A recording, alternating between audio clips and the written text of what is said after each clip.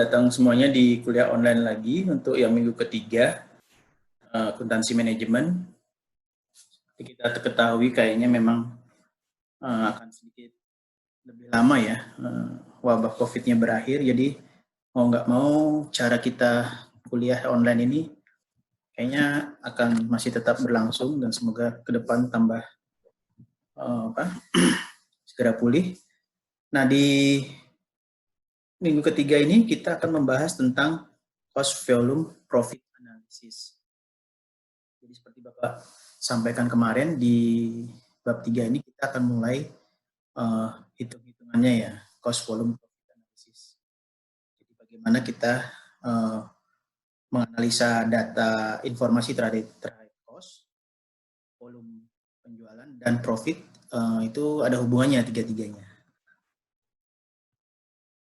Di sini ada tujuan pembelajarannya, lumayan banyak ya di bab 3 ini. Cuman Bapak ambil kayaknya ada dua besar yang bisa kita sampaikan di sini. Bapak sampaikan. Pertama, menjelaskan fitur-fitur biaya volume analisis laba, cost profit itu ya. Kemudian menentukan titik impas dan tingkat output yang dibutuhkan untuk mencapai target pendapatan operasional. Nah, itu yang pertama secara umum. Terus yang kedua, sudah bisa menghitung yang di atas, nanti kita akan mencoba mulai menganalisa apa yang menjadi informasi tambahan. Misalnya ada pajak penghasilan, apakah bisa berpengaruh. Terus kalau sudah punya informasi cost volume profit itu, bagaimana seorang manajer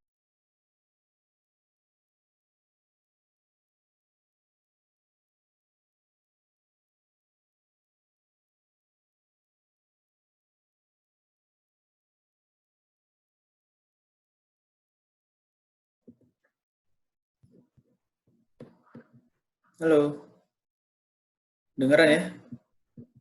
Sorry, putus. Ini kayaknya mulai kurang stabil ini internetnya, mungkin banyak yang pakai Zoom ya. Nanti kalau itu di chat aja ya, kalau ada kendala supaya Bapak paham. Nanti chatnya muncul kok kalau pas lagi seperti ini. Ini suaranya kedengaran ya? Oke. Dua pembelajaran Bapak bagi menjadi dua besar. Yang satu Bapak ceritain tadi. Terus yang nomor dua, bagaimana dengan CVV itu kita bisa mengambil keputusan.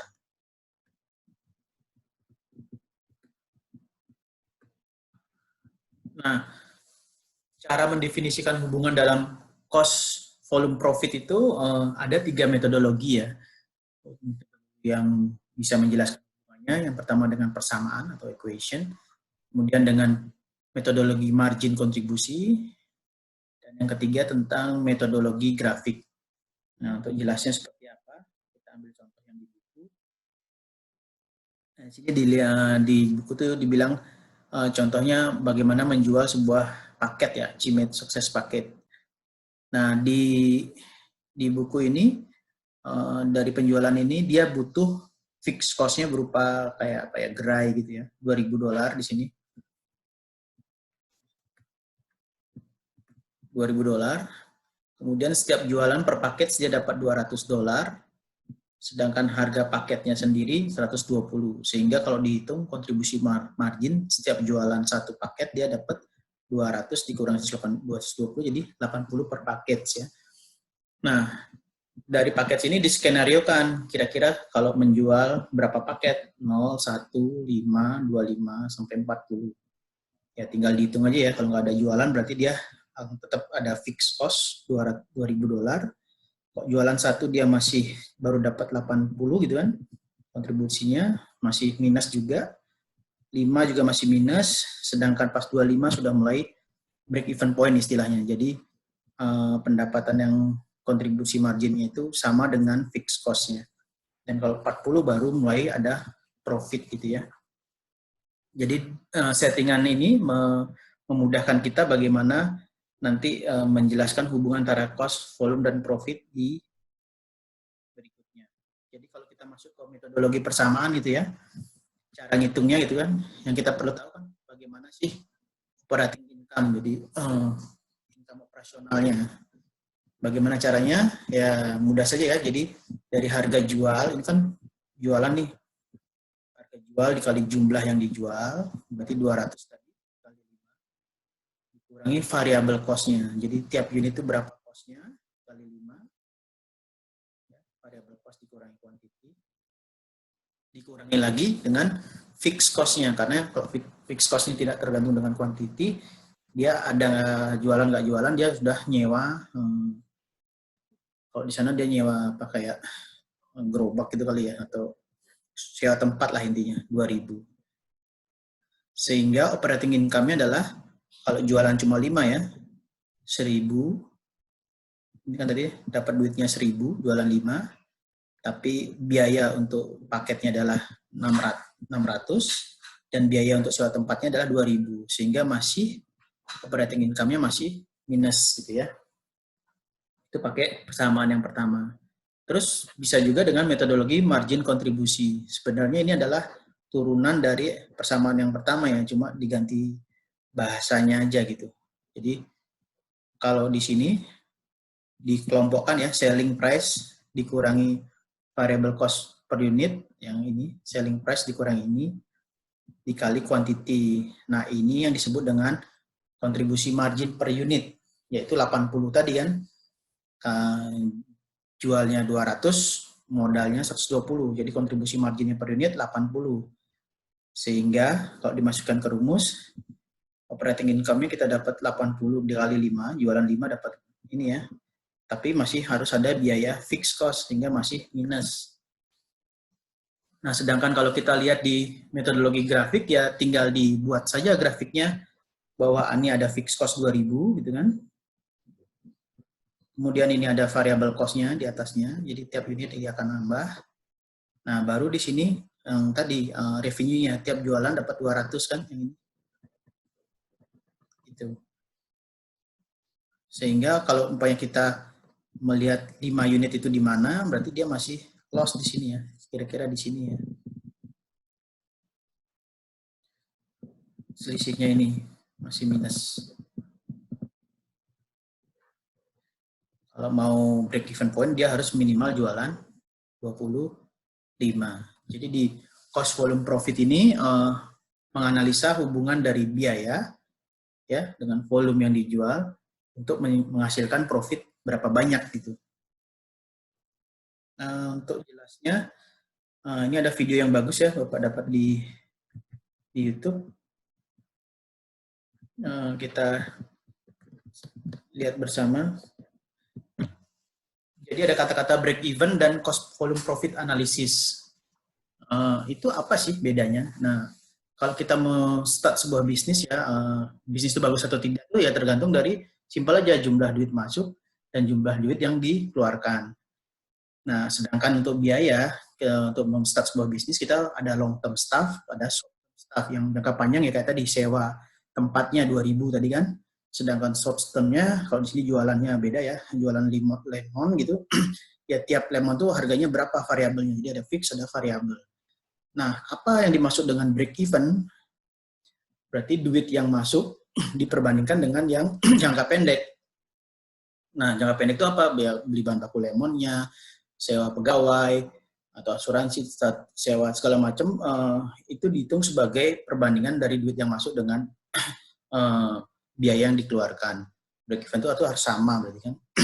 Nah, kalau kita gambarkan tadi ada fixed cost, ada total cost. Nah, berarti posisi break even-nya adalah ketika ya revenue kan yang biru ya, revenue-nya setiap jualan. Nah, kalau dia di bawah itu berarti masih loss gitu ya. Sedangkan untuk break even dia harus jualan lebih. Setelah lebih dari break even, total revenue baru masuk ke profit. Jadi untuk mencapai profit kita harus jualan lebih dari titik break even. Nah, berarti break even itu adalah posisi di mana bisnisnya nggak bagus, nggak jelek, tapi profitnya nol gitu. Profitnya nol, kerugiannya juga nol. Nah, ini untuk new business biasanya gitu. Kalau baru start bisnis, break even-nya kapan ya? Gitu kan pertanyaannya.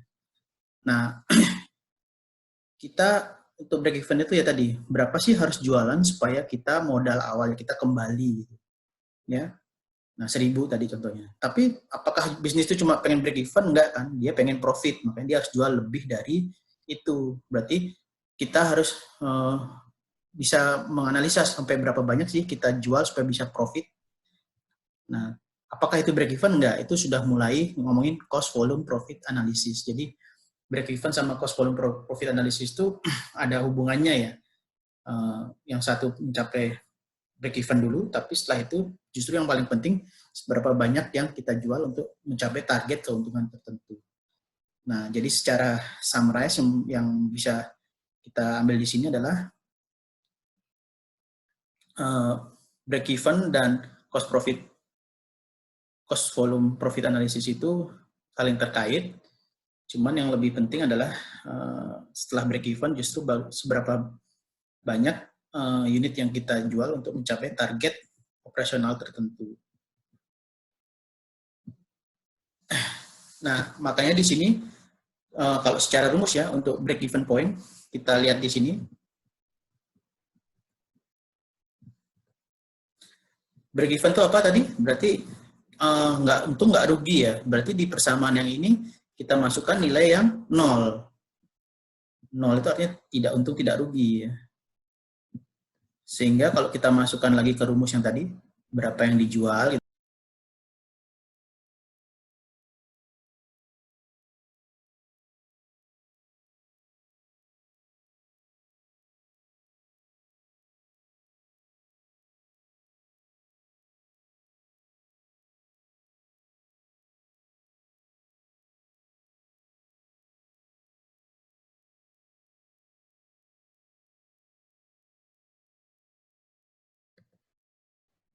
Sorry keputus ya.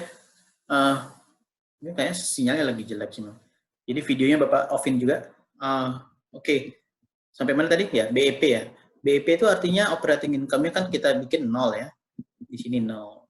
Sehingga kalau dimasukin rumus, ya tadi ya, harga jualnya berapa, quantity yang dijual, dikurangi biaya per variabel sama fixnya, kita masukin 200 dikali Q, karena kita kita nyari Q-nya berapa unit sih supaya operating cost-nya 0 gitu. Kita butuh berapa unit sih supaya BEP gitu kan. Kita masukin rumus seperti biasa, ya, sama, jadi 80 dikali jumlah unit sama dengan 2000. Sehingga kita dapat untuk per given point minimal jualan harus 25 unit. Gitu kan? Nah, konsekuensinya apa? Ya tadi, kalau dia ternyata jualannya kurang dari 25, dia masih rugi gitu kan. Nah, pas 25 dia udah mulai break even point. Nah, untuk mulai mendapatkan profit, dia harus jualan lebih dari 25. Nah, kalau tadi kan unit, cuman ada juga pertanyaan harus jual berapa nih revenue-nya supaya break even. Nah, ini contohnya, makanya kita pakai persamaan yang kedua tadi kan, contribution margin per unit dikali kuantitas, dikurangi fixed cost sama dengan operating income. Ini kita buat 0. Contribution margin per unit itu apa tadi? Selling price dikurangi variable cost. Berarti di sini 200 dikurangi 120 ya, jadi 80 di sini kan.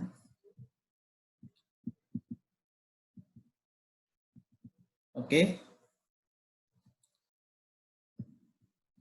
Nah, ketika break even point-nya sama dengan kosong, berarti kan operating income-nya ini kosong nih.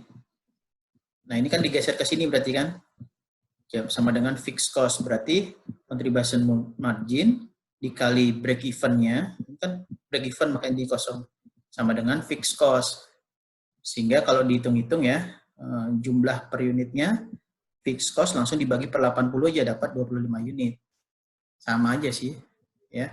Cuman ini lebih cepat dia rumus yang kedua, karena dia langsung break even-nya apa? Fixed cost dibagi kontribusi per unit, yaitu berarti fixed cost-nya 2000, jumlah 2000 ini harus ditebus karena tiap jualan kan cuma dapat 80, makanya kita harus jualan 25 unit. Sedangkan revenue-nya berarti tinggal dikali aja, 25 dikali 200 sama dengan 5000 gitu.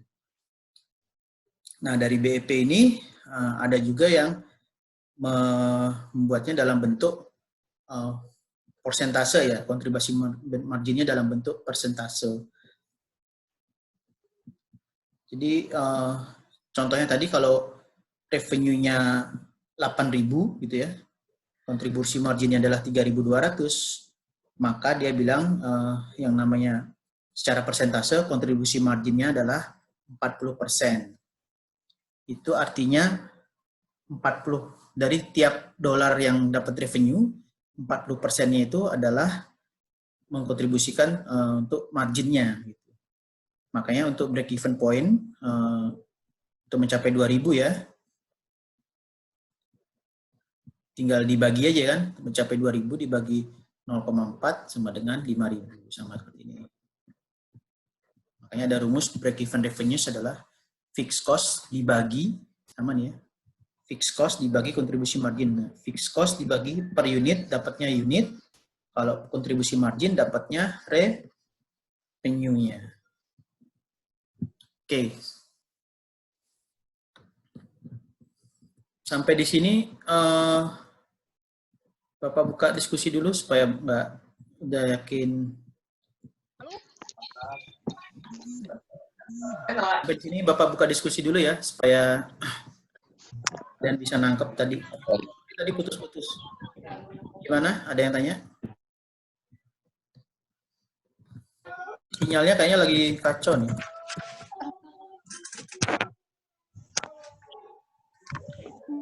Belum ada yang tanya? Bapak lanjut dulu. Gimana?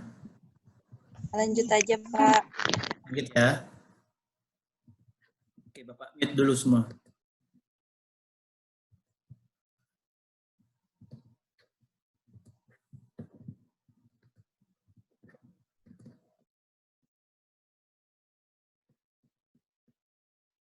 Mana dia? Tadi sampai di...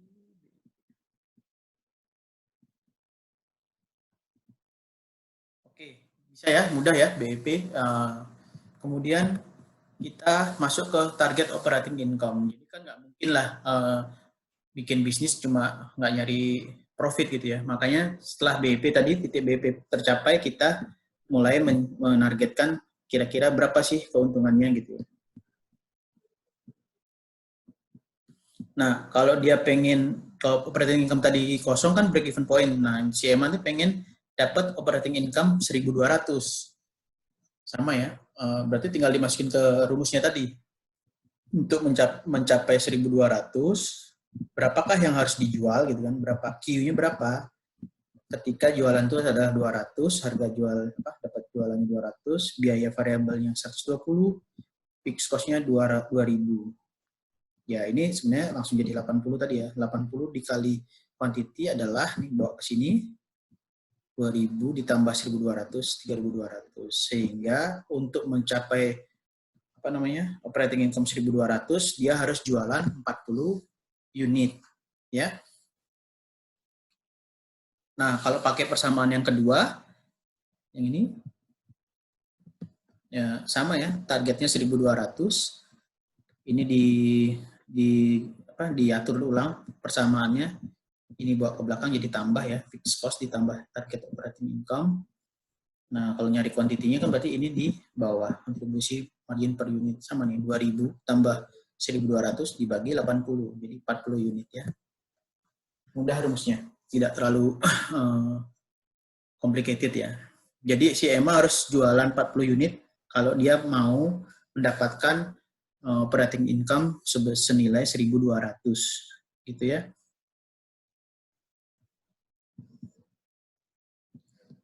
Nah, itu kan quantity. Biasanya nanya juga harus dapat revenue berapa nih untuk mendapat 1.200 gitu kan. Nah, makanya di sini ada rumusnya juga nih. Jumlah revenue yang dibutuhkan untuk mendapatkan sebuah target operating income tertentu adalah fixed cost ditambah target operating income dibagi contribution margin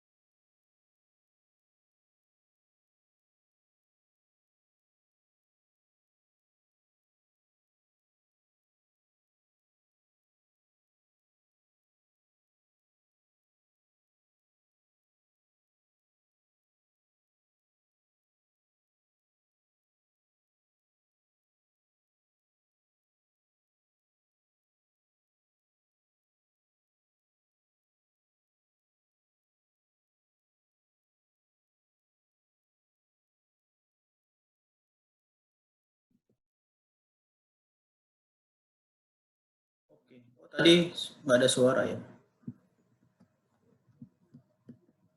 Oke, udah kedengeran sekarang? Berapa ulang ya?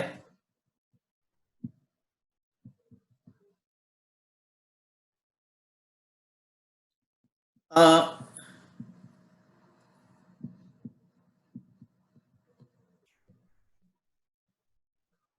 dari sebelum, oke.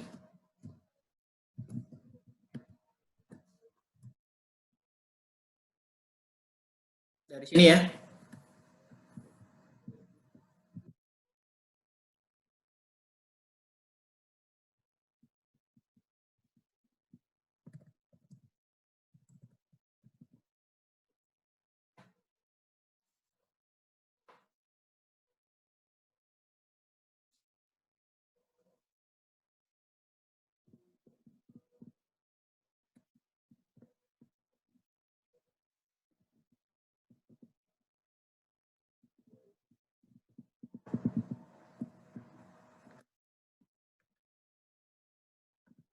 Oke, dari sini ya, dari pajak penghasilan berarti ya. Setiap pengusaha pasti kan dapat penghasilan kena pajak. Makanya ini sedikit berbeda ketika mengomongin target net income. Jadi yang net dapat ke dia itu adalah target operating income dikurangi pajaknya. Karena pajak kan biasanya kalau di sini contohnya 40%. Jadi untuk menghitung target net income itu ada target operating income dikurangi 1 dikurangi tax rate. Sehingga kalau kita kan cuma bisa ngitung target operating income ya. Target net income dibagi 1 dikurangi tax rate. Ya. Di sini 960 dibagi 1 dapat 1.600. Nah, intinya apa? Kalau mau targetnya 960 masuk ke kantong dia harus bikin operating income-nya 1.600 gitu. Karena dari 1.600 itu akan dikurangi pajak lagi 640. Jadi yang masuk ke dia cuma 960 gitu. Jadi kalau memang mau menargetkan 960, dia harus bertanya berapa yang harus dijual 1.600. Makanya angka 1.600 ini yang masuk ke sini. Ya, dijawab semua dengan rumus ini yang dijual berapa, biaya variabel berapa, fix berapa, jadi 80 kali quantity sama dengan 3.600. Jadi dia harus jualan 45 unit untuk dapat 960 tadi. Kalau pakai cara cepatnya yang ini, sama rumusnya tadi kan udah bisa ya, per unitnya 80, tinggal ditambahin, dibagi 80 dapatnya 45 unit. Jadi pengaruh pajak penghasilan itu istilahnya dia harus memikirkan target operating income itu lebih tinggi. Kalau dia mau dapat 1.000 net income, berarti dia harus diperhitungkan juga pajaknya, gitu loh. Ya, jadi kalau 1.000 net income 1.000 berarti 1.000 dibagi 1 dikurangi 40%. Itulah yang menjadi target dia jualan. Waktunya makin. Nah, kemudian bagaimana bisa membantu ya? Bisa membantu mengambil keputusan. Ini dicontohkan bahwa si Emma ini mau meningkatkan penjualan dia. Jadi dia pikir dengan nambahin iklan, dia akan dapat 10% lebih. Jadi awalnya kan dia 40 unit, ya, dengan 1.200, tapi dia pengen, gue tambahin deh, gue iklan 500, dengan harapan nanti penjualannya naik 10%. Ternyata setelah dihitung-hitung dengan, karena dia nambah fix cost ya, jadi 2.500 kan awalnya 2.000 doang tanpa iklan, sekarang pakai iklan 2.500, tambahannya ternyata cuma 10% tadi kan 4.800, ternyata malah minus. Jadi udah kalau kayak gini ya mendingan nggak usah iklan kan, gitulah intinya. Ya. Kemudian, waktunya udah mepet lagi. Analisis sensitivitas dan margin of safety. Dengan analisis CVV ini kita bisa buat berbagai macam skenario gitu ya. Jadi ada fixed cost, ada variable cost per unit yang makin ini, ada 100, 120, 90 ini beda-beda ya. titik break even point-nya akan berbeda. Kemudian target operating income-nya pun bisa kita bagi 3 gitu. Maksudnya kita bikin skenario tertentu. Harapannya apa? Nah, contohnya nih ya. Jadi margin of safety itu kita memperkirakan gitu budget revenue dengan break even revenue. Kalau in unit ya berarti sales quantity break even quantity. Contohnya seperti ini nih. Tadi kan dia pengen dengan fixed cost 2.000 dan harga jual 200, variable cost 120, jual 40 ya. Dia membudgetkan 8.000 gitu kan. Ya, 8.000. Break even point-nya berapa? Titiknya 5.000. Berarti dia punya margin of safety 3.000. Atau kalau dia membudgetkan jualan 40 unit, break even-nya 25, berarti dia 15 unit. Ini artinya kalau dia penjualannya meleset, dia cuma punya buffer 15 unit aja. Gitu. Makanya kalau dalam persentase ya, kita bilang 3.000 sama 8.000, 37,5%. Ini lumayan besar nih buffernya. Jadi dia menargetkan jualan 8.000,